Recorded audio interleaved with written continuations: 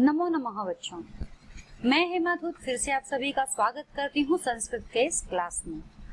आज हम करने जा रहे हैं 8वीं कक्षा का संस्कृत विषय से 5वें पाठ का पहला सेशन और हमारे पाठ का नाम है धर्मे धमन पापे पुण्यम, यानी धर्म में धक्का और पाप में पुण्य।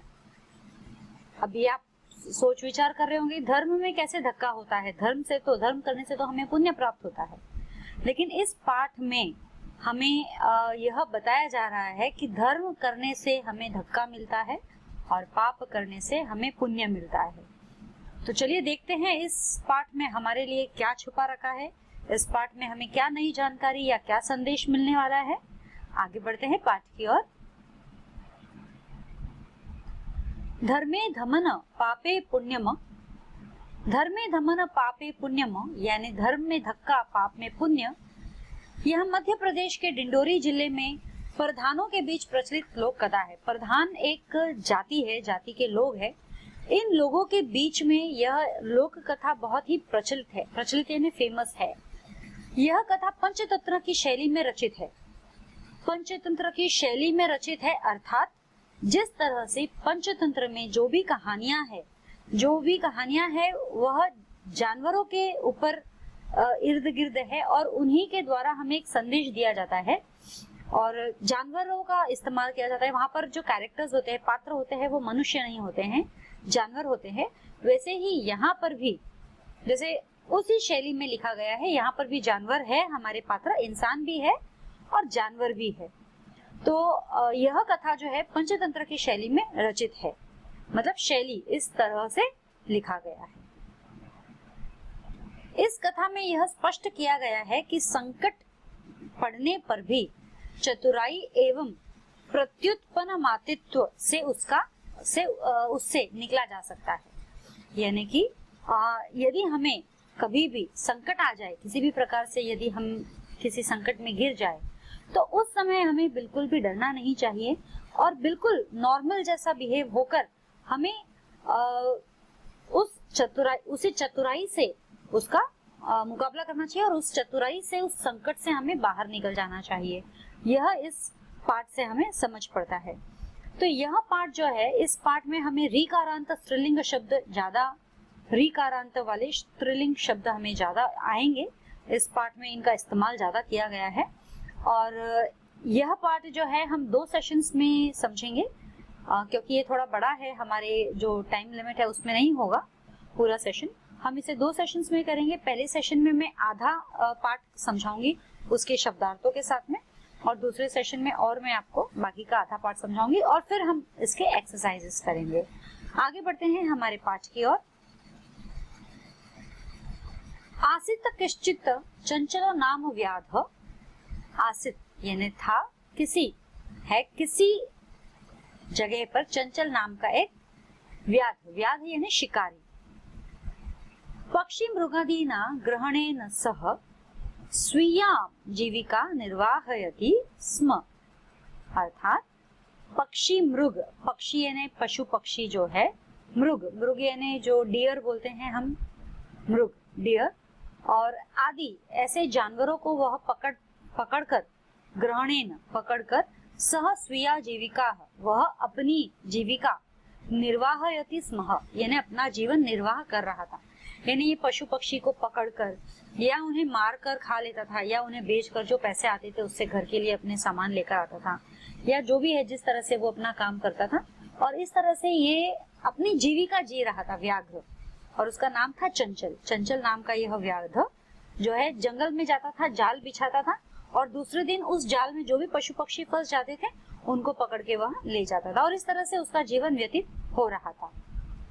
एकदा सह वने जाल विस्तीर्य गृहम आगतवान, एकदा यानी एक दिन, सह वह, वने यानी जंगल में, वने जंगल में, जालम विस्तीर्य यानी जाल बिछाकर, विस्तीर्य यानी बिछाकर, गृहम आगतवाना यानी वह घर आ गया। ठीक है।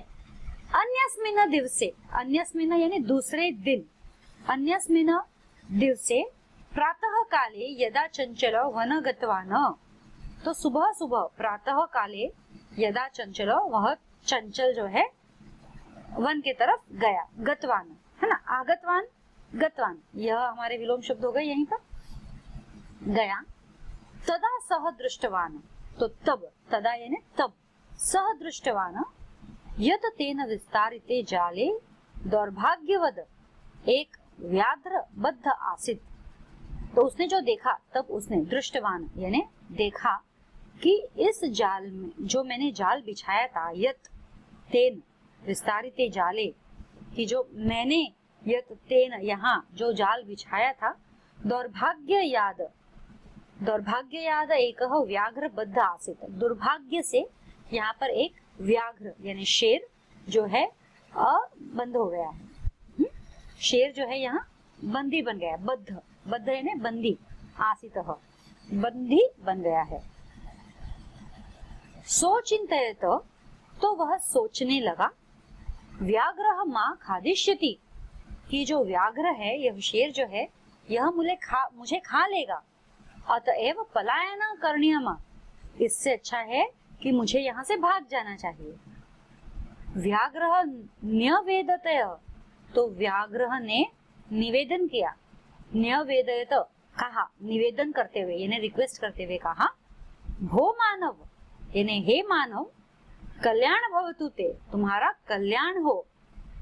यदि त्वमा मोचयिष्यसि तर्हि अहम त्वा न हानिष्यास्मि, यानी यदि तुम मुझे छोड़ दोगे, यहाँ से मुक्ति दिला दोगे, मोचयिष्यसि यानी यहाँ से मुक्ति दिला दोगे, तर्हि तो अहम त्वा मतलब मैं तुम्हें, न हनिष्यामि मतलब मैं तुम्हें कोई भी हानि नहीं पहुंचाऊंगा। तो जब व्याघ्र ने ऐसा कहा तो चंचल जो है, तदा सह व्याघ्रः व्याधः व्याघ्रः जालात बहि निर्सार्यत, यानी तब उस जो शिकारी है, तब वह शिकारी जो है, उसने व्याघ्र को उस जाल से बाहर, बहि यानी बाहर, निर्सार्यत यानी बाहर निकाला। व्याघ्रः जालात बहिः निर्सार्यत, और व्याघ्रः क्लांत आसीत, अब व्याघ्र जो है वो आजाद हो गया है। हम यहाँ पिक्चर में देख सकते हैं, ये व्याघ्र यानी शेर जो है इस जाल में किस तरह से दुर्भाग्यवश इस जाल में फंस गया है, और ये जो व्याध है यानी कि चंचल, ये देख रहा है उसे कि जाल में फंस गया है तो मुझे भाग जाना चाहिए। ये तो पिक्चर मैंने ऐसे ही इंट्रोड्यूस कर दिया है, आपकी टेक्स्ट बुक्स में भी आपको दिखेंगे। सो वदत, तो अब व्याघ्र जो है, व्याघ जो है बोलने लगा, भो मानव कि हे मानव, पिपासुः अहम, मैं प्यासा हूँ, अहम यानी मैं, पिपासुः यानी प्यासा हूँ। नद्या जलमानीय मम पिपासा शमय, यानी नदी से जल लाकर मेरी प्यास बुझाओ। नद्या जलमानीय यानी नदी से जल लाकर, मम यानी मेरी, पिपासा प्यास, शमय बुझाओ। तो व्याघ्र जलम पीत्वा पुनः व्याधमवदत, तो व्याघ्र फिर जल पीता है, वह लाके देता है, व्याघ्र जल पीत्वा यानी पीता है, फिर पुनः व्याधम वदत, फिर बोलता है, शांता में पिपासा, अब मेरी प्यास तो बुझ गई। सांप्रतः बुभुक्षितो हस्मि, तो अब इस वक्त मुझे भूख लग रही है। सांप्रतः यानी अब इस वक्त, बुभुक्षितोस्मि यानी मुझे भूख लग रही है। इदानीम इसलिए अब, इदानीम यानी अब, अहम त्वा खादिष्यामि, अब मैं तुमको खाऊंगा। अहम त्वा खादिष्यामि, मैं तुमको खाऊंगा। चंचलः उक्तवान, तो चंचल बोलने लगा, अहम त्व कृते धर्मम आचरितवान त्वया मिथ्या भणितम, मैंने तो मेरा धर्म का पालन किया है, अपने धर्म का पालन किया है, उसका आचरण किया है, और तुम झूठे निकले। तुमने कहा था कि तुम मुझे नहीं मारोगे, और त्वया मिथ्या भणितम, तुमने झूठ कहा मुझसे। त्वया मिथ्या भणितम त्वं मां खादितुम इच्छसि, तुम मुझे खाना चाहते हो। मैंने तुम्हें आजाद किया और तुम मुझे खाना चाहते हो। देखो यहाँ ये व्याघ्र बाहर आया है, पानी पी रहा है और वो उसको कहता है अब मैं तुम्हें खाऊंगा, तो ये कहता है कि तुम मुझे क्यों खाना चाहते हो। ठीक है, अब इसके बाद जो है मैं आपको शब्दार्थ के कुछ शब्द बताने वाली हूँ, फिर और एक पेज हम पढ़ेंगे, फिर उसके भी शब्दार्थ करेंगे, फिर हमारा सेशन खत्म होगा। आगे बढ़ते हैं। शब्दार्थ, हाँ, जो शब्दार्थ है धमनम यानी धोकना, धक्का, धक्का जो बोलते हैं ना, यस, धक्का लगना। धर्मे धमन, जो तो ये धमनम यानी धक्का लगना, किसी चीज में आपको एकदम से शॉक लगता है, धक्का लगना, वैसा। व्याध, व्याध यानी शिकारी, यह या बहेलिया कहते हैं, जो इन पशु पक्षियों को पकड़ते हैं उन्हें हम बहेलियां भी कहते हैं। स्वीयाम, स्वयं की, स्वीयाम स्वयं की मतलब अपना जो निर्वाह करता था। दौर्भाग्यत यानी दुर्भाग्य से, दौर्भाग्यत दुर्भाग्य से। बद्ध बंधा हुआ। पलायनम यानी पलायन करना, भाग जाना। न्यवेदयत, नि आवेदयत, अवेदत यानी निवेदन करना, अवेदयत। मोचयिष्यसि मुक्त करोगे, छुड़ाओगे, है ना, गे लगाया, गागी गे, यह हमारे विभक्ति है।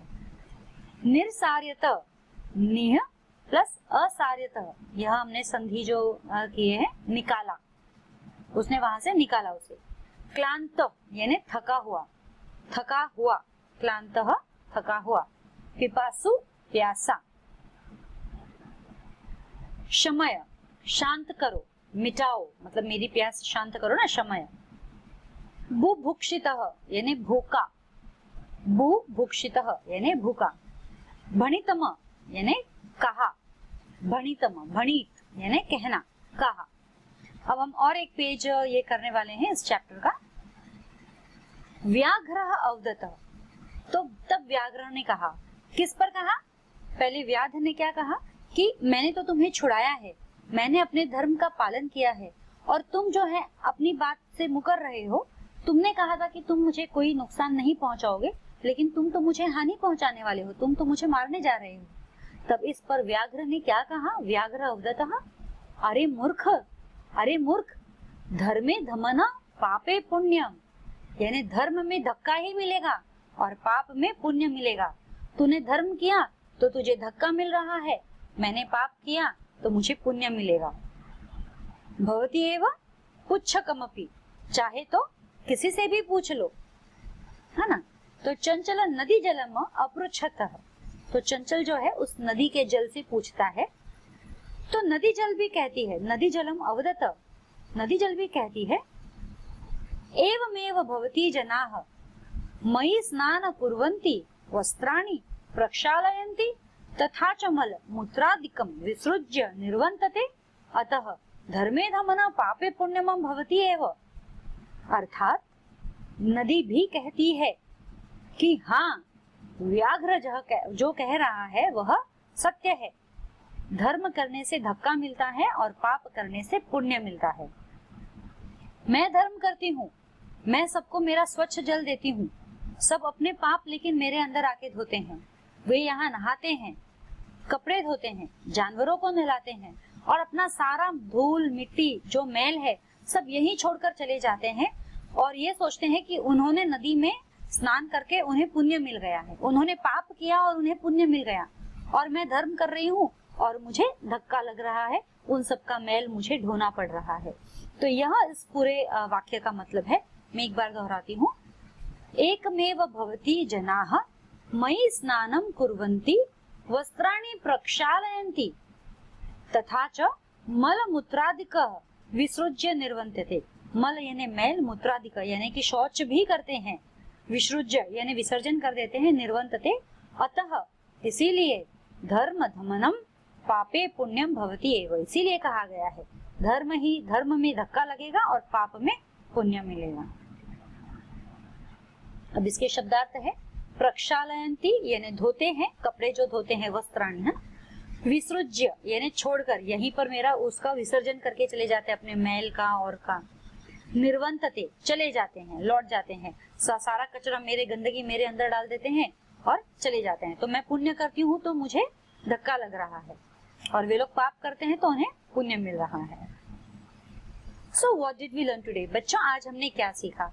आज हमने यह एक कहानी जो है, मध्य प्रदेश के बीच में एक ट्राइबल पीपल है, उनके बीच में ये कही जाने वाली कथा है, प्रचलित कथा है, और यह पंचतंत्र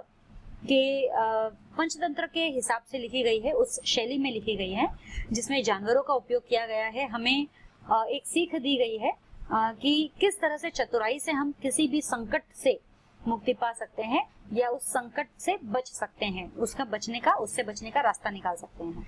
यहाँ हमने आधा चैप्टर किया है, इसके आगे हम और आधा चैप्टर करेंगे अगले सेशन में। तब तक के लिए नमस्ते।